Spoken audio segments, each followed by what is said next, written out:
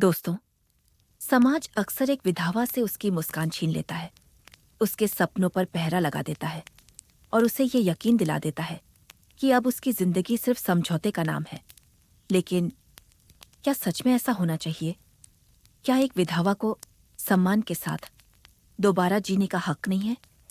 आज की कहानी एक ऐसी महिला की है जिसने अपने जीवन में सब कुछ खो दिया था, लेकिन किस्मत ने उसके सामने एक ऐसा रास्ता रखा जहां उसे अपने अतीत को भुलाना नहीं था, बल्कि उसका सम्मान करते हुए नई उम्मीद के साथ आगे बढ़ना था। ये कहानी सिर्फ एक महिला की नहीं, बल्कि उन लाखों लोगों की है जो टूटने के बाद भी फिर से खड़े होने का साहस रखते हैं। इस कहानी का हर पल आपके दिल को छू जाएगा, इसलिए वीडियो को अंत तक जरूर देखिए।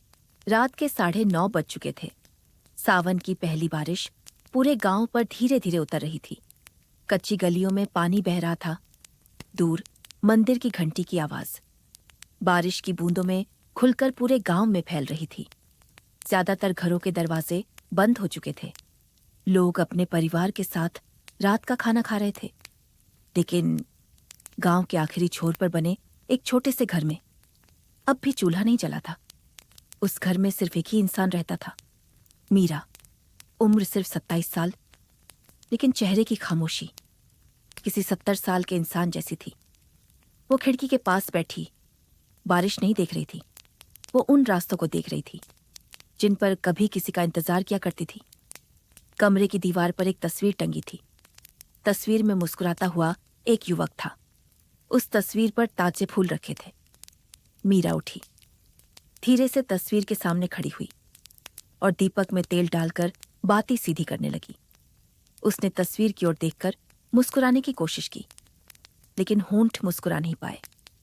आज फिर बारिश आ गई। उसने बहुत धीमी आवाज में कहा, तुम्हें तो बारिश बहुत पसंद थी ना? राघव। कमरे में कोई जवाब नहीं था, सिर्फ दीपक की लौ धीरे धीरे हिल रही थी। मीरा ने अपनी आंखें बंद की। उसे आज भी सब कुछ वैसे ही याद था। वो आखिरी शाम, जब राघव ने जाते जाते कहा था, ज्यादा देर नहीं लगाऊंगा, लेकिन वो देर 2 साल लंबी हो गई। एक आंसू उसकी आंख से निकलकर हथेली पर गिरा। उसने तुरंत उसे पोंछ दिया, जैसे खुद से वादा कर रखा हो कि अब ज्यादा नहीं रोएगी। उसी समय दरवाजे पर दस्तक हुई। मीरा ने घड़ी देखी। इतनी रात को कौन हो सकता है? उसने दरवाजा खोला। सामने शांति दादी खड़ी थी, सिर पर भीगा हुआ दुपट्टा, हाथ में पुरानी लालटेन और चेहरे पर हमेशा वाली ममता। अरे दादी, आप भीग जाएंगी, अंदर आइए। शांति दादी मुस्कुराई। तू अकेली थी, सोचा थोड़ी देर तेरे पास बैठ लूं। दोनों अंदर बैठ गईं। मीरा ने चूल्हा जलाया, अदरक वाली चाय बनाई। बारिश की आवाज और गरम चाय की भाप घर की खामोशी को थोड़ा हल्का कर रही थी। कुछ देर तक दोनों बिना कुछ बोले बैठी रहीं। फिर शांति दादी ने धीरे से पूछा, स्कूल कैसा चल रहा है? ठीक है दादी, बच्चे अच्छे हैं, उनके साथ समय जल्दी निकल जाता है। और जब घर लौटती है? ये सुनते ही मीरा चुप हो गई। उसने जवाब देने की कोशिश की, लेकिन शब्द नहीं मिले। शांति दादी समझ गईं। उन्होंने मीरा का हाथ अपने हाथ में लिया। बेटी, दर्द को छुपाने से वो छोटा नहीं होता। मीरा ने पहली बार उनकी तरफ देखा। अगर भूलना ही मुमकिन न हो तो क्या करें? दादी ने मुस्कुराकर कहा, भूलना जरूरी नहीं होता, यादों के साथ भी नई जिंदगी जी जा सकती है। मीरा ने हल्का सा सिर झुका लिया। उसे ये बात समझ नहीं आई, या शायद वो समझना ही नहीं चाहती थी। कुछ देर बाद शांति दादी जाने लगी। दरवाजे तक पहुंचकर उन्होंने मुड़कर कहा, कल स्कूल थोड़ा जल्दी निकलना। मीरा ने हैरानी से पूछा, क्यों? दादी ने मुस्कुराकर जवाब दिया, कभी कभी भगवान बिना बताए जिंदगी में नए लोग भेज देता है। इतना कहकर वो बारिश में धीरे धीरे आगे बढ़ गई। मीरा देर तक उन्हें जाती हुई देखती रही। फिर उसने दरवाजा बंद किया, दीपक बुझाया और सोने चली गई। उसे नहीं पता था कि अगली सुबह उसकी जिंदगी का एक बिल्कुल नया अध्याय शुरू होने वाला है। सुबह के 5 बजते ही गांव के मंदिर से आरती की आवाज गूंजने लगी। ठंडी हवा खिड़की से होकर कमरे में आई और मीरा की आंख खुल गई। वह रोज की तरह बिना किसी आलस के उठी, आंगन में पानी छिड़का, तुलसी को जल चढ़ाया, फिर रसोई में जाकर अपने लिए साधारण सा नाश्ता तैयार किया। चाय का कप हाथ में लेकर वह कुछ देर बरामदे में खड़ी रही। रात की बारिश के बाद पूरा गांव जैसे ढुलकर नया हो गया था। कुछ बच्चे स्कूल की ड्रेस पहनकर गलियों में दौड़ रहे थे। किसान बैलों के साथ खेतों की ओर निकल चुके थे। जिंदगी अपनी रफ्तार से चल रही थी। सिर्फ मीरा की जिंदगी 2 साल पहले जहां रुकी थी वहीं ठहरी हुई थी। उसने बैग उठाया, घर का दरवाजा बंद किया और स्कूल की ओर चल पड़ी। रास्ते में मिलने वाले हर बुजुर्ग को वह हाथ जोड़कर नमस्ते करती। कुछ लोग मुस्कुराकर जवाब देते, कुछ लोग सिर्फ उसे देखकर आगे बढ़ जाते। मीरा को अब इस फर्क की आदत हो चुकी थी। करीब 20 मिनट बाद वह गांव के प्राथमिक विद्यालय पहुंच गई। पुरानी इमारत, बीच में विशाल बरगद का पेड़ और बच्चों की खिलखिलाहट से भरा छोटा सा मैदान, यही उसकी दुनिया थी। उसने सबसे पहले स्कूल का ताला खोला, खिड़कियां खोलीं, कक्षाओं की सफाई देखी, ब्लैक बोर्ड साफ किया और बच्चों के बैठने की चटाइयां ठीक करने लगी। इतने में स्कूल के बाहर एक सफेद जीप आकर रुकी। उसमें से प्रधानाध्यापक उतरे। उनके साथ एक युवक भी था। हल्की नीली शर्ट, कंधे पर बैग, चेहरे पर सादगी और आंखों में आत्मविश्वास। वह पहली बार इस गांव में आया था। प्रधानाध्यापक मुस्कुराए। मीरा जी, जरा इधर आइए। मीरा उनके पास पहुंची। ये हैं आरव। आज से हमारे स्कूल में नए शिक्षक के रूप में काम करेंगे। मीरा ने दोनों हाथ जोड़कर कहा, नमस्ते। आरव ने भी उसी सम्मान से जवाब दिया, नमस्ते। बस इतनी सी मुलाकात हुई। न कोई बनावटी मुस्कान, न फिल्मों जैसा धीमा संगीत और न ही पहली नजर का प्यार। 2 अजनबी जो सिर्फ एक ही जगह काम करने वाले थे। प्रधानाध्यापक ने आरव को पूरा स्कूल दिखाना शुरू किया। चलते चलते उन्होंने कहा, यहाँ बच्चों की पढ़ाई से ज्यादा उनका भरोसा जीतना पड़ता है। आरव मुस्कुराया, कोशिश पूरी रहेगी सर। पहली घंटी बजते ही बच्चे स्कूल में भरने लगे। कोई भागता हुआ आया, कोई अपनी स्लेट संभाल रहा था, तो कोई दोस्त का हाथ पकड़कर हंसते हुए अंदर जा रहा था। हर बच्चा मीरा को देखते ही मुस्कुराकर बोलता, नमस्ते मैडम। मीरा हर बच्चे का नाम लेकर जवाब देती, कैसी हो रानी? होमवर्क किया मोहन? अरे सोनू, आज फिर देर हो गई। आरव दूर खड़ा ये सब देख रहा था। उसे पहली बार महसूस हुआ कि बच्चों के लिए मीरा सिर्फ एक अध्यापिका नहीं, घर जैसी सुरक्षा थी। दोपहर तक पढ़ाई चलती रही। छुट्टी की घंटी बजी तो पूरा मैदान बच्चों की आवाजों से भर गया। मीरा बरगद के नीचे बैठकर कॉपियां जांचने लगी। अचानक तेज हवा चली। उसकी मेज पर रखी कॉपियां उड़कर पूरे आंगन में बिखर गईं। वह जल्दी जल्दी उन्हें समेटने लगी। उसी समय एक कॉपी उसके सामने आकर रुकी। किसी ने उसे उठाकर उसकी तरफ बढ़ाया। शायद ये भी आपकी है। मीरा ने नजर उठाई। सामने आरव खड़ा था। उसने कॉपी लेते हुए कहा, धन्यवाद। आरव हल्का सा मुस्कुराया, धन्यवाद की जरूरत नहीं। पहले दिन ही समझ आ गया, इस स्कूल में अकेले काम नहीं चलता। मीरा ने पहली बार उसकी बात सुनकर हल्की सी मुस्कान दी। वो मुस्कान बहुत छोटी थी, लेकिन बिल्कुल सच्ची। उसी पल आरव ने महसूस किया कि इस मुस्कान के पीछे कोई ऐसी कहानी छिपी है जिसे जानने की जल्दी नहीं करनी चाहिए। दिन धीरे धीरे अपनी रफ्तार से आगे बढ़ता रहा। आरव अब बच्चों के साथ घुलने मिलने लगा था। वह पढ़ाते समय किताबों से ज्यादा उदाहरण देता। बच्चे उसकी बातों पर हंसते, सवाल पूछते और बिना डरे जवाब भी देते। दूसरी तरफ मीरा की कक्षा हमेशा की तरह अनुशासन से भरी थी। वह बच्चों को सिर्फ पाठ नहीं पढ़ाती थी, हर बात के पीछे छिपी सीख भी समझाती थी। आखिरी पीरियड खत्म हुआ। घंटी बजते ही बच्चे अपने अपने बैग उठाकर घर की ओर दौड़ पड़े। कुछ ही मिनटों में पूरा स्कूल शांत हो गया। मीरा स्टाफ रूम में बैठकर कॉपियां जांच रही थी। आरव अपनी अलमारी में किताबें जमा रहा था। तभी प्रधानाध्यापक अंदर आए।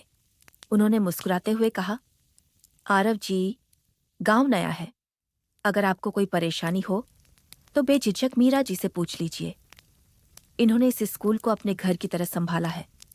मीरा ने विनम्रता से कहा, सर, मैंने तो बस अपनी जिम्मेदारी निभाई है। प्रधानाध्यापक मुस्कुराए। यही तो तुम्हारी सबसे बड़ी खूबी है। इतना कहकर वे बाहर चले गए। कुछ पल तक कमरे में हल्की सी खामोशी रही। फिर आरव ने मुस्कुराकर कहा, लगता है आप इस स्कूल की सबसे सख्त टीचर हैं। मीरा हल्का सा हंसी। ऐसा बच्चों ने कहा क्या? नहीं, बच्चों के चेहरों ने बताया। जब आप कक्षा में होती हैं तो सब सीधे बैठ जाते हैं। मीरा मुस्कुराई। डर से नहीं, प्यार से। आरव ने सिर हिलाया। शायद यही वजह है कि सब आपका इतना सम्मान करते हैं। मीरा ने कोई जवाब नहीं दिया। वह कॉपियां समेटने लगी। कुछ देर बाद दोनों स्कूल से बाहर निकले। गांव की पगडंडी पर कुछ दूर तक उनका रास्ता एक ही था। हवा में धूप की हल्की गर्माहट थी। खेतों में काम करते किसान दिखाई दे रहे थे। रास्ते में खेलते बच्चों ने दूर से आवाज लगाई, नमस्ते मैडम। नमस्ते सर। दोनों मुस्कुराकर आगे बढ़ गए। चलते चलते एक छोटा लड़का साइकिल से संतुलन खो बैठा। उसकी साइकिल सड़क किनारे गड्ढे में जा गिरी। मीरा बिना सोचे उसकी तरफ दौड़ी। चोट तो नहीं लगी? लड़के ने सिर हिलाया। नहीं मैडम, उसका घुटना थोड़ा छिल गया था। मीरा ने अपने बैग से रूमाल निकाला, हैंडपंप से पानी लाकर घुटना साफ किया और प्यार से बोली, अब घर जाकर दवा लगवा लेना। लड़का मुस्कुराया। ठीक है मैडम। बस साइकिल उठाकर चला गया। आरव ये सब देखता रहा। उसने कहा, आपके बैग में किताबों से ज्यादा दूसरों के काम आने वाली चीजें रहती हैं। मीरा ने हल्की मुस्कान के साथ जवाब दिया, शिक्षक सिर्फ पढ़ाता नहीं, जरूरत पड़ने पर मरहम भी बनता है। ये बात आरव के दिल को छू गई। कुछ दूर आगे एक मोड़ आया। मीरा वहीं रुक गई। मेरा घर इस तरफ है, आरव ने कहा। ठीक है, कल मिलते हैं। मीरा ने सिर हिलाया और अपने रास्ते पर चल पड़ी। आरव भी दूसरी दिशा में बढ़ गया। उसे बिल्कुल अंदाजा नहीं था कि उसी शाम गांव के एक आदमी ने उसे और मीरा को साथ चलते हुए देख लिया था। और कुछ लोग सच देखने से ज्यादा कहानियां बनाने में यकीन रखते थे। अगली सुबह स्कूल पहुंचने से पहले आरव ने सोचा कि गांव को थोड़ा और करीब से देखा जाए। वह मुख्य सड़क छोड़कर कच्चे रास्ते से चलने लगा। कुछ दूर आगे एक छोटी सी चाय की दुकान दिखाई दी। दुकान के बाहर 4-5 बुजुर्ग चारपाई पर बैठे बातें कर रहे थे। आइए मास्टर जी, दुकान के मालिक ने मुस्कुराकर आवाज लगाई। पहचान लिया आपने? आरव ने हंसते हुए पूछा। अरे, इस छोटे से गांव में नया चेहरा छिपता कहाँ है? मैं रामू काका। आरव भी मुस्कुरा दिया। एक चाय बना दीजिए। रामू काका चाय बनाने लगे।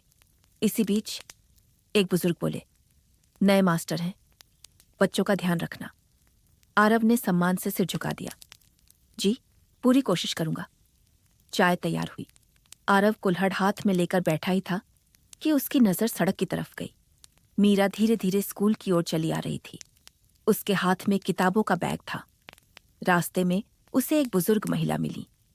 महिला के हाथ से सब्जियों की टोकरी नीचे गिर गई। सारी सब्जियां सड़क पर बिखर गईं। मीरा तुरंत झुक गई। एक एक सब्जी उठाकर फिर से टोकरी में रखने लगी। महिला ने कहा, बेटी, देर हो जाएगी स्कूल के लिए। मीरा मुस्कुराकर बोली, बच्चे 5 मिनट इंतजार कर लेंगे, लेकिन आपको इस हालत में छोड़कर नहीं जा सकती। रामू काका ये दृश्य देखकर मुस्कुरा दिए। उन्होंने धीरे से आरव से कहा, यही है हमारी मीरा बिटिया, दूसरों की मदद करना इसकी आदत है। आरव कुछ नहीं बोला। वह बस चुपचाप मीरा को देखता रहा। उसे पहली बार एहसास हुआ कि मीरा लोगों के सामने जितनी कम बोलती है, उससे कहीं ज्यादा उसके कर्म बोलते हैं। कुछ देर बाद दोनों लगभग एक ही समय स्कूल पहुंचे। पहली घंटी बजने में अभी समय था। मीरा ने बच्चों के लिए पीने के पानी के मटके भरने शुरू कर दिए। आरव तुरंत उसके पास आया। मैं कर देता हूं। मीरा ने मना किया। नहीं, मैं कर लूंगी। आरव मुस्कुराया। कल आपने कहा था शिक्षक मरहम भी बनता है, तो आज मुझे भी अपना काम करने दीजिए। ये सुनकर मीरा पहली बार खुलकर मुस्कुरा दी। ठीक है, लेकिन आधा काम आप करेंगे, आधा मैं। दोनों ने मिलकर मटके भर दिए। उसी समय स्कूल की बाउंड्री के बाहर खड़ा एक आदमी ये सब देख रहा था। वो चुपचाप मुस्कुराया और बिना स्कूल के अंदर आए वापस मुड़ गया। उसे सच में कोई दिलचस्पी नहीं थी कि दोनों क्या कर रहे थे। उसे तो बस इतना चाहिए था कि शाम तक पूरे गांव में एक नई अफवाह फैलाने का बहाना मिल जाए। उस दिन की पढ़ाई हमेशा की तरह समय पर शुरू हुई। बच्चों की आवाजों से पूरा स्कूल गूंज रहा था। किसी कक्षा में पहाड़े सुनाई दे रहे थे तो कहीं कविता का पाठ चल रहा था। आरव भी अब बच्चों के बीच सहज महसूस करने लगा था। वह पढ़ाई को खेल की तरह समझाता और बच्चे बड़ी दिलचस्पी से उसकी बातें सुनते। दूसरे पीरियड के बाद प्रधानाध्यापक ने सभी शिक्षकों को स्टाफ रूम में बुलाया। अगले हफ्ते जिले से निरीक्षण होने वाला है। इस बार हमारा स्कूल किसी भी तरह पीछे नहीं रहना चाहिए। उन्होंने कुछ जिम्मेदारियां बांटी। स्कूल की लाइब्रेरी, सांस्कृतिक कार्यक्रम, रिकॉर्ड और बच्चों की प्रदर्शनियां। मीरा को लाइब्रेरी और रिकॉर्ड की जिम्मेदारी मिली। आरव को विज्ञान प्रदर्शनी की।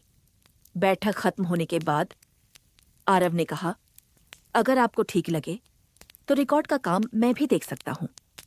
मीरा ने मुस्कुराकर जवाब दिया, काम बांटने से आसान हो जाता है।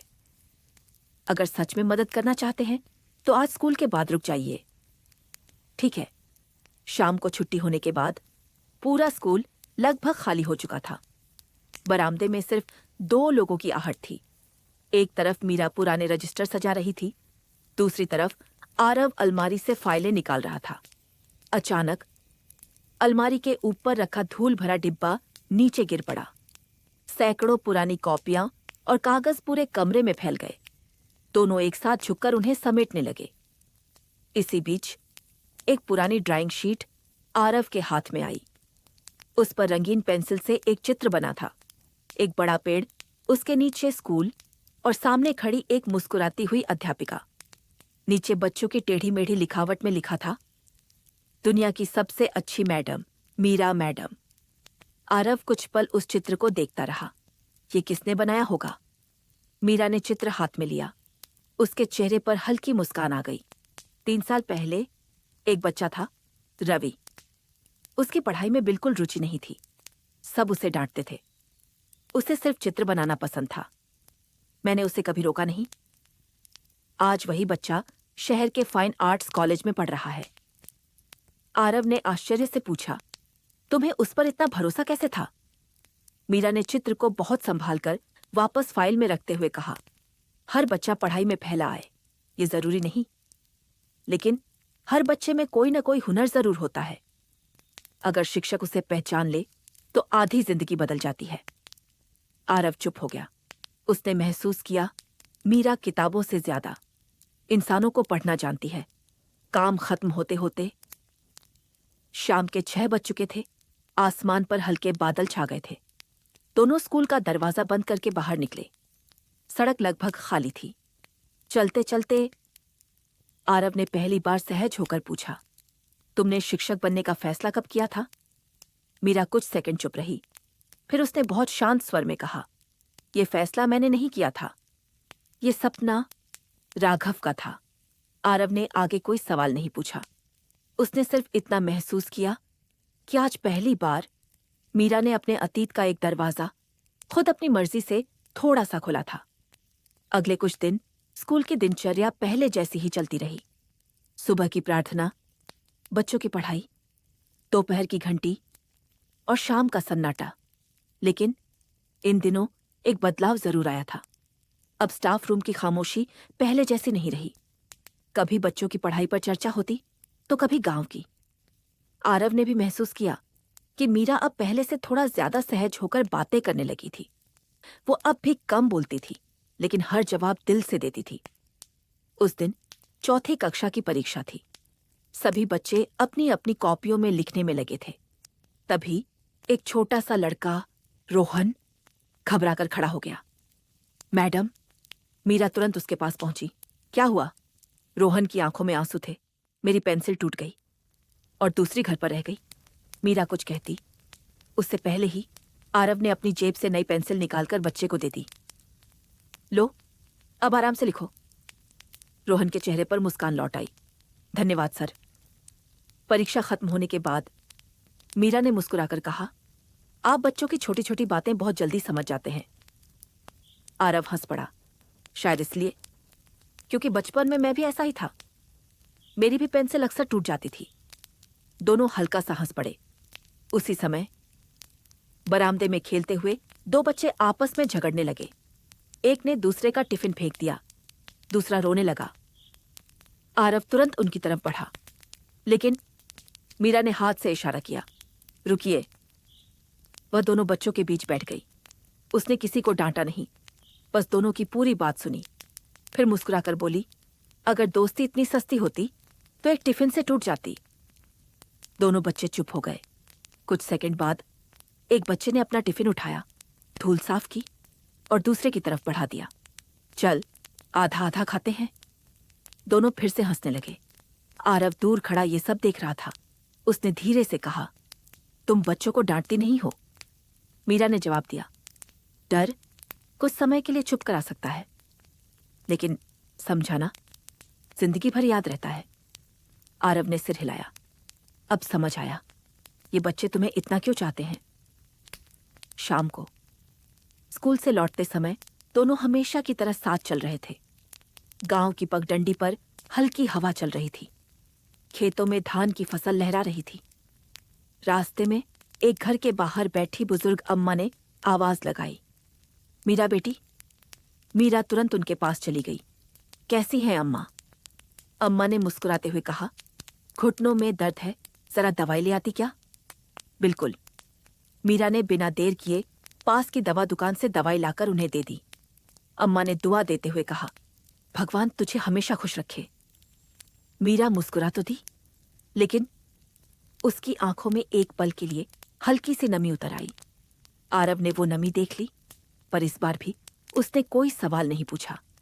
उसे एहसास हो चुका था कि कुछ रिश्ते भरोसे से बनते हैं, और भरोसे को समय चाहिए। उधर सड़क के दूसरी तरफ पीपल के पेड़ की ओट में खड़ा रघुवीर काफी देर से उन दोनों को देख रहा था। उसने जेब से अपना मोबाइल निकाला और दूर से उनकी एक तस्वीर खींच ली। उसके चेहरे पर एक चालाक मुस्कान फैल गई। अब लोगों को यकीन दिलाना आसान होगा। वो धीरे धीरे वहां से चला गया। उसे नहीं मालूम था कि झूठ की बुनियाद पर खड़ी की गई हर साजिश एक दिन अपने ही बोझ से ढह जाती है। रविवार की सुबह थी। आज स्कूल बंद था। गांव में बाकी दिनों की तुलना में ज्यादा चहल पहल थी। कहीं बच्चे गिल्ली डंडा खेल रहे थे, तो कहीं औरतें घरों के बाहर बैठकर बातें कर रही थीं। मीरा ने सुबह के सारे काम निपटाए और घर की अलमारी साफ करने लगी। पुरानी किताबें, कुछ कॉपियां और एक लकड़ी का छोटा सा डिब्बा। उसने डिब्बा खोला। अंदर राघव की घड़ी, एक पुराना पेन और उनकी लिखी हुई एक छोटी सी डायरी रखी थी। मीरा ने डायरी को हाथ में लिया, लेकिन खोला नहीं। उसने उसे वापस उसी जगह रख दिया। कुछ यादों को वह अब भी छूने की हिम्मत नहीं जुटा पाती थी। दूसरी तरफ आरव गांव की गलियों से होकर निकल रहा था। उसे छुट्टी वाले दिन भी घर में बैठना पसंद नहीं था। वह लोगों से मिलना, गांव को समझना चाहता था। चलते चलते वह रामू काका की चाय की दुकान पर पहुंच गया। आओ मास्टर जी, रामू काका ने मुस्कुराकर कहा। आज छुट्टी में भी घूम रहे हो? आरव हंस पड़ा। सोचा गांव को थोड़ा जान लिया जाए। रामू काका ने कुल्हड़ में चाय डालते हुए कहा, गांव को जानना आसान है बेटा, लेकिन लोगों की सोच को समझना मुश्किल। आरव ने उनकी बात ध्यान से सुनी। कुछ पल बाद उसने धीरे से पूछा, काका, अगर बुरा ना माने तो एक बात पूछूं? पूछो। लोग मीरा से इतना अलग व्यवहार क्यों करते हैं? रामू काका कुछ देर तक चुप रहे। उन्होंने दुकान के बाहर नजर डाली, फिर धीमी आवाज में बोले, मीरा बहुत अच्छी लड़की है, लेकिन 2 साल पहले जब राघव का सड़क हादसे में निधन हुआ तो कुछ लोगों ने बिना वजह उसे मनहूस कहना शुरू कर दिया। धीरे धीरे झूठ इतनी बार बोला गया कि कई लोगों ने उसे सच मान लिया। आरव ने गहरी सांस ली। और किसी ने उसका साथ नहीं दिया? रामू काका की आंखें झुक गईं। कुछ लोगों ने दिया, लेकिन भीड़ की आवाज अक्सर सच से ज्यादा तेज होती है। आरव लंबे समय तक कुछ नहीं बोला। अब उसे समझ आने लगा था कि मीरा की खामोशी के पीछे कितना लंबा संघर्ष छिपा है। उसी समय सड़क के उस पार शांति दादी धीरे धीरे चलती हुई दुकान तक आई। उन्होंने आरव को देखा और मुस्कुराकर बोली, मास्टर जी, एक बात याद रखना। आरव सम्मान से खड़ा हो गया। जी दादी। टूटे हुए इंसान पर तरस मत खाना, उसका सम्मान करना। तरस इंसान को छोटा बना देता है, सम्मान उसे फिर से जीना सिखा देता है। ये शब्द सीधे आरव के दिल में उतर गए। उसने गंभीर होकर कहा, दादी, मैं वादा करता हूं, मीरा को कभी दया की नजर से नहीं देखूंगा। शांति दादी संतोष से मुस्कुरा दी। शाम ढलने लगी। मीरा घर के बाहर तुलसी में दीपक जला रही थी। उसी समय दरवाजे पर दस्तक हुई। उसने दरवाजा खोला। सामने गांव की एक छोटी बच्ची खड़ी थी। मैडम, मां ने कहा है कल स्कूल जल्दी आना, हम सब ने आपके लिए कुछ बनाया है। मीरा हैरानी से मुस्कुरा दी। मेरे लिए? बच्ची ने सिर हिलाया। लेकिन अभी नहीं बताऊंगी। इतना कहकर वह हंसते हुए भाग गई। मीरा देर तक उसे जाती हुई देखती रही। कई दिनों बाद उसके चेहरे पर आई मुस्कान दिल से निकली हुई थी। उसे नहीं मालूम था कि अगले दिन बच्चों का छोटा सा प्यार उसके कई पुराने जख्मों पर मरहम रखने वाला था। सोमवार की सुबह स्कूल का माहौल रोज से कुछ अलग था। बच्चे आज सामान्य से पहले ही पहुंच गए थे। कोई रंगीन कागज छिपा रहा था तो कोई फूलों की पंखुड़ियां अपने बैग में रख रहा था। मीरा जब स्कूल के मुख्य द्वार तक पहुंची तो उसे बच्चों की फुसफुसाहट सुनाई दी। उसे लगा शायद फिर कोई शरारत होने वाली है। वह मुस्कुराते हुए अंदर चली गई। जैसे ही उसने बरामदे में कदम रखा, सभी बच्चे एक साथ सामने आ गए। सुप्रभात मैडम। पूरे स्कूल में उनकी आवाज गूंज उठी।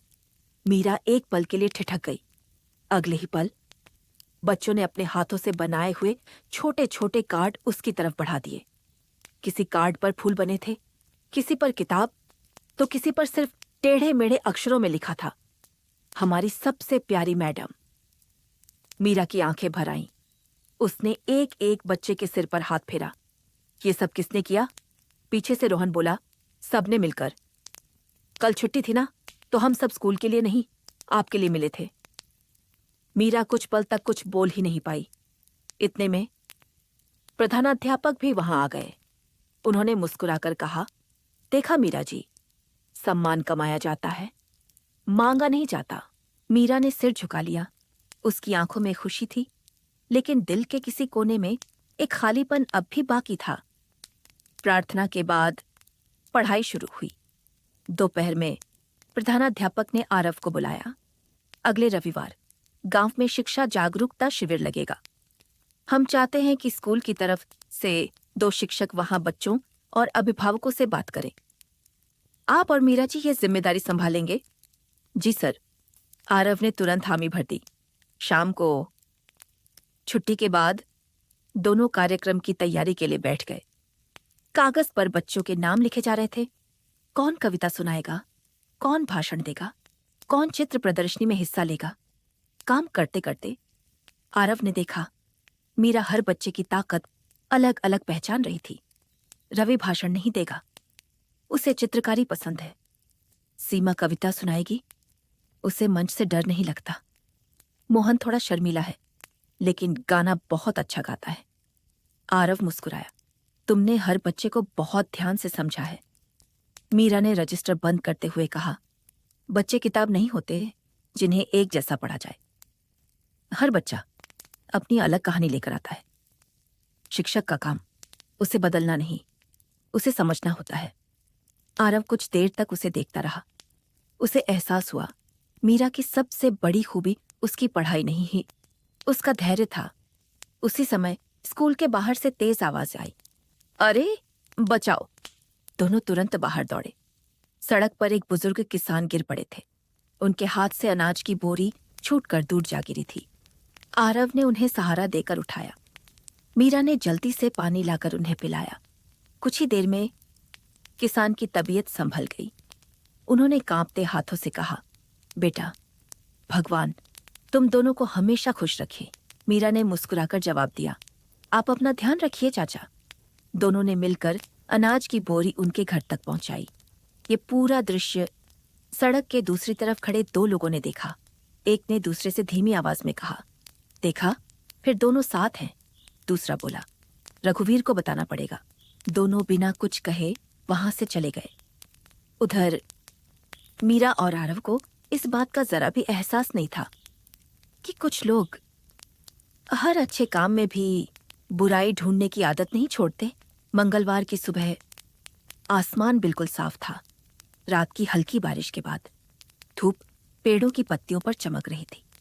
मीरा रोज की तरह समय से पहले स्कूल पहुंच गई। उसने प्रार्थना स्थल की सफाई की, फिर बरामदे में रखे गमलों में पानी डालने लगी। कुछ ही देर बाद आरव भी स्कूल पहुंच गया। उसके हाथ में कुछ रंगीन चार्ट पेपर और रंगों का डिब्बा था। मीरा ने उत्सुकता से पूछा, इतनी सारी चीजें? आरव मुस्कुराया। रविवार वाले कार्यक्रम की तैयारी शुरू कर दी है। सोचा बच्चे खुद पोस्टर बनाएंगे। मीरा ने सिर हिलाया। उन्हें बहुत अच्छा लगेगा। पहली घंटी बजते ही बच्चे अपनी अपनी कक्षाओं में बैठ गए। दूसरे पीरियड में आरव ने सभी बच्चों को बड़े हॉल में बुला लिया। उसने रंग, ब्रश और चार्ट सबके सामने रख दिए। आज किताबें नहीं खुलेंगी। बच्चे एक साथ खुश होकर बोले, सच में सर? आरव हंस पड़ा। हाँ, लेकिन एक शर्त है। हर बच्चा अपने सपने की तस्वीर बनाएगा। कुछ बच्चों ने डॉक्टर बनाया, कुछ ने पुलिस की वर्दी, किसी ने खेत, तो किसी ने अपना घर। मीरा चुपचाप बच्चों के बीच घूम रही थी। तभी उसकी नजर एक कोने में बैठे सोनू पर गई। वो खाली कागज को देखे जा रहा था। क्या हुआ बेटा? सोनू ने धीरे से कहा। मैडम, मुझे नहीं पता मैं बड़ा होकर क्या बनूंगा। मीरा उसके पास बैठ गई। उसने मुस्कुराकर पूछा, तुम्हें सबसे ज्यादा खुशी किस काम में मिलती है? सोनू ने तुरंत जवाब दिया, जब मैं दादाजी के साथ खेत जाता हूं। मुझे पौधे लगाना बहुत अच्छा लगता है। मीरा ने उसके हाथ में हरा रंग रखते हुए कहा, तो वही बनाओ। हर सपना कुर्सी या नौकरी से नहीं जुड़ा होता। कुछ सपने धरती को हरा करने वाले भी होते हैं। सोनू के चेहरे पर मुस्कान आ गई। उसने पूरे मन से खेत और पेड़ों की तस्वीर बनानी शुरू कर दी। आरव दूर खड़ा ये सब देख रहा था। उसे एहसास हुआ, मीरा हर बच्चे को दूसरों जैसा नहीं, उसकी अपनी पहचान के साथ आगे बढ़ाना चाहती है। दोपहर तक पूरा हॉल रंग बिरंगे चित्रों से भर चुका था। प्रधानाध्यापक भी उन्हें देखने आ गए। उन्होंने हर बच्चे की तारीफ की। फिर मीरा और आरव की तरफ देखकर बोले, अगर शिक्षक बच्चों के सपनों को समझ ले तो गांव का भविष्य बदल सकता है। दोनों ने विनम्रता से सिर झुका दिया। शाम को स्कूल की छुट्टी होने के बाद मीरा बरामदे में बच्चों के बनाए चित्र समेट रही थी। तभी एक चित्र उसके हाथ में आया। उसमें एक अध्यापिका बनी थी, जिसके चारों तरफ बहुत सारे बच्चे मुस्कुरा रहे थे। ऊपर छोटे छोटे अक्षरों में लिखा था, जो हमें डांटने से ज्यादा समझती है। मीरा कुछ पल तक उस चित्र को देखती रही। उसकी आंखें नम हो गईं। आरव ने धीरे से पूछा, किसने बनाया है? मीरा ने चित्र के नीचे लिखा नाम पढ़ा। सोनू। वो हल्का सा मुस्कुराई। देखा, उससे अब अपना सपना भी मिल गया। दोनों स्कूल से बाहर निकले। सड़क पर चलते हुए आज पहली बार दोनों के बीच कोई खामोशी नहीं थी। वे बच्चों की बातें करते रहे, उनके सपनों की बातें करते रहे। उन्हें जरा भी अंदाजा नहीं था कि उसी समय रघुवीर गांव के दो लोगों के साथ बैठा उन दोनों के खिलाफ एक नई चाल की योजना बना रहा था। इस बार उसका निशाना सिर्फ उनकी इज्जत नहीं, बल्कि मीरा की नौकरी भी थी। बुधवार की सुबह स्कूल में हमेशा की तरह बच्चों की चहल पहल थी, लेकिन प्रधानाध्यापक के चेहरे पर हल्की सी चिंता साफ दिखाई दे रही थी। उन्होंने स्टाफ रूम में मीरा और आरव को बुलाया। आज ब्लॉक शिक्षा अधिकारी आने वाले हैं। निरीक्षण अचानक तय हुआ है, इसलिए किसी तरह की लापरवाही नहीं होनी चाहिए। दोनों ने एक साथ सिर हिलाया। कुछ ही देर में सरकारी जीप स्कूल के बाहर आकर रुकी। ब्लॉक शिक्षा अधिकारी के साथ दो कर्मचारी भी थे। उन्होंने सबसे पहले कक्षाओं का निरीक्षण शुरू किया। बच्चों से सवाल पूछे गए, कॉपियां देखी गईं, लाइब्रेरी का रिकॉर्ड जांचा गया। हर जगह व्यवस्था देखकर अधिकारी संतुष्ट दिखाई दिए। फिर वे 5वीं कक्षा में पहुंचे, जहां आरव पढ़ा रहे थे। उन्होंने एक छात्र से पूछा, बेटा, बड़े होकर क्या बनना चाहते हो? बच्चे ने मुस्कुराकर जवाब दिया, अभी तो नहीं पता, लेकिन अच्छा इंसान जरूर बनना है। अधिकारी मुस्कुरा दिए, ये किसने सिखाया? बच्चे ने बिना देर की कहा, आरव सर और मीरा मैडम ने। कमरे में बैठे सभी बच्चों ने एक साथ सिर हिला दिया। निरीक्षण पूरा होने के बाद अधिकारी प्रधानाध्यापक से बोले, आपका स्कूल सिर्फ पढ़ाई नहीं करवा रहा, यहां बच्चों का चरित्र भी बनाया जा रहा है। प्रधानाध्यापक के चेहरे पर संतोष दिखाई दिया। उसी समय स्कूल के बाहर रघुवीर खड़ा ये सब देख रहा था। उसके चेहरे पर नाराजगी साफ झलक रही थी। वह मन ही मन बोला, जब तक ये दोनों इस स्कूल में हैं, कोई मेरी बात नहीं सुनेगा। वह चुपचाप वहां से निकल गया। दोपहर की छुट्टी हुई। बच्चे मैदान में खेल रहे थे। मीरा लाइब्रेरी में किताबें सजा रही थी। आरव भी उसकी मदद करने पहुंच गया। पुरानी अलमारी साफ करते समय एक किताब नीचे गिर गई। उसके अंदर से एक पुराना कागज फिसलकर जमीन पर आ गिरा। मीरा ने उसे उठाया। वह स्कूल की स्थापना के समय का एक पुराना समूह चित्र था। तस्वीर में सालों पहले के शिक्षक और उनके साथ दर्जनों बच्चे खड़े थे। मीरा मुस्कुराई, ये फोटो मैंने पहले कभी नहीं देखी। आरव ने तस्वीर ध्यान से देखी। कितने बच्चे होंगे? आज शायद सब अपनी अपनी जिंदगी में आगे बढ़ चुके होंगे। मीरा ने धीरे से कहा, शिक्षक की सबसे बड़ी कमाई यही होती है, जब उसके पढ़ाए हुए बच्चे उससे भी आगे निकल जाए। आरव ने उसकी तरफ देखा। और तुम्हारी कमाई? मीरा ने तस्वीर वापस किताब में रखते हुए जवाब दिया, जब कोई बच्चा सालों बाद मिलकर सिर्फ इतना कह दे, मैडम, आपकी वजह से मैं हार नहीं माना, उस दिन लगता है मेरी नौकरी सफल हो गई। आरव कुछ क्षण तक चुप रहा, फिर बोला, तुम्हारे अंदर दूसरों को आगे बढ़ाने की अजीब ताकत है। मीरा मुस्कुराई, शायद क्योंकि मैंने खुद सीखा है, जब कोई साथ खड़ा हो तो मुश्किल रास्ते भी आसान लगने लगते हैं। शाम ढलने लगी। दोनों स्कूल का काम पूरा करके बाहर निकले। गांव की सड़क पर हल्की हवा चल रही थी। दूर खेतों से बैलों की घंटियों की आवाज आ रही थी। तब भी रामू काका तेजी से उनकी तरफ आते दिखाई दिए। उनके चेहरे पर घबराहट साफ थी। मीरा बेटा, अभी अभी खबर मिली है, रघुवीर कल पूरे गांव के सामने तुम्हारे खिलाफ शिकायत करने वाला है। मीरा शांत खड़ी रही। उसने सिर्फ एक सवाल पूछा, शिकायत किस बात की? रामू काका ने गहरी सांस ली। वो कह रहा है कि स्कूल की मर्यादा खराब हो रही है। आरव ने पहली बार दृढ़ आवाज में कहा, अगर सच हमारे साथ है तो किसी झूठ से डरने की जरूरत नहीं। मीरा ने उसकी तरफ देखा। उसके चेहरे पर कोई घबराहट नहीं थी, सिर्फ विश्वास था। और शायद बहुत दिनों बाद किसी ने उसके डर से पहले उसके आत्मसम्मान को देखा था। गुरुवार की सुबह गांव में एक अलग ही बेचैनी थी। कल शाम रामू काका ने जो बात बताई थी, उसकी खबर धीरे धीरे पूरे गांव में फैल चुकी थी। लेकिन मीरा हमेशा की तरह समय पर स्कूल पहुंची। उसके चेहरे पर डर नहीं था। हाँ, एक गहरी खामोशी जरूर थी। प्रार्थना शुरू होने से पहले बच्चों ने मैदान में लाइन लगाई। मीरा सामने खड़ी होकर प्रार्थना करा रही थी।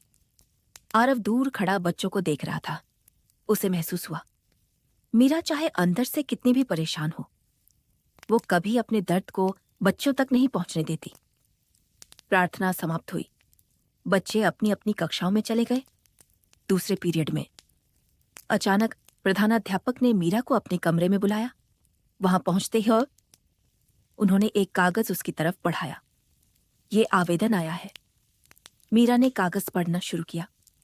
उसमें लिखा था कि स्कूल की एक शिक्षिका का व्यवहार गांव की मर्यादा के विरुद्ध है, इसलिए उसकी जांच होनी चाहिए। नीचे कोई नाम नहीं था, सिर्फ अंगूठे के कई निशान थे। मीरा ने बिना घबराए कागज वापस रख दिया। सर, क्या आपको इन बातों पर विश्वास है? प्रधानाध्यापक ने तुरंत जवाब दिया। अगर विश्वास होता तो मैं तुमसे पूछता ही नहीं। मैं तुम्हें पिछले 5 साल से जानता हूं। जिस इंसान ने कभी अपने लिए छुट्टी तक नहीं मांगी, वो अपनी मर्यादा कभी नहीं तोड़ सकता। मीरा की आंखें नम हो गईं। उसने धीरे से कहा, धन्यवाद सर। प्रधानाध्यापक मुस्कुराए। धन्यवाद मुझे नहीं, अपने काम को देना। आज तक उसी ने तुम्हें सम्मान दिलाया है। कमरे से बाहर निकलते समय आरव दरवाजे के पास ही खड़ा था। उसने कुछ नहीं पूछा, बस इतना कहा, सब ठीक है? मीरा ने हल्की मुस्कान के साथ सिर हिलाया। हाँ, अब पहले से ज्यादा है, अंदर ठीक है। उस दिन दोनों पहले से भी ज्यादा मन लगाकर बच्चों को पढ़ाने लगे। दोपहर में सोनू अपनी कॉपी लेकर आरव के पास आया। सर, एक सवाल पूछूं? पूछो। अगर कोई बिना गलती के डांट खाए तो क्या करना चाहिए? आरव कुछ पल सोचता रहा, फिर बोला, अगर सच तुम्हारे साथ है तो गुस्सा नहीं, सब्र रखना चाहिए, क्योंकि झूठ तेज दौड़ता है, लेकिन सच आखिर में जीतता जरूर है। सोनू मुस्कुराकर अपनी जगह चला गया। मीरा ने दूर से ये बात सुनी। उसे लगा यह जवाब सिर्फ बच्चे के लिए नहीं, शायद उसके लिए भी था। शाम को स्कूल की छुट्टी हुई। मीरा अपने घर लौट रही। रास्ते में उसे वही बुजुर्ग महिला मिली जिनकी सब्जियां कुछ दिन पहले सड़क पर बिखर गई थीं। उन्होंने मीरा का हाथ पकड़ लिया। बेटी, गांव में लोग कुछ भी कहें, मेरी नजर में तू आज भी वही लड़की है जो बिना सोचे दूसरों की मदद करती है। मीरा ने उनके पैर छुए। आपका आशीर्वाद ही मेरे लिए काफी है। महिला मुस्कुराई और धीरे धीरे अपने घर की तरफ चली गई। मीरा भी आगे बढ़ गई। उसे पता नहीं था कि दूर खड़ा आरव ये पूरा दृश्य देख रहा था। उसने मन ही मन सोचा, जिस इंसान को बच्चे इतना चाहते हैं, बुजुर्ग इतना आशीर्वाद देते हैं, वो गलत हो ही नहीं सकता। उधर रघुवीर अपने घर के आंगन में कुछ लोगों के साथ बैठा था। उसने मेज पर हाथ मारते हुए कहा, शिकायत से कुछ नहीं हुआ, अब पंचायत बुलानी पड़ेगी।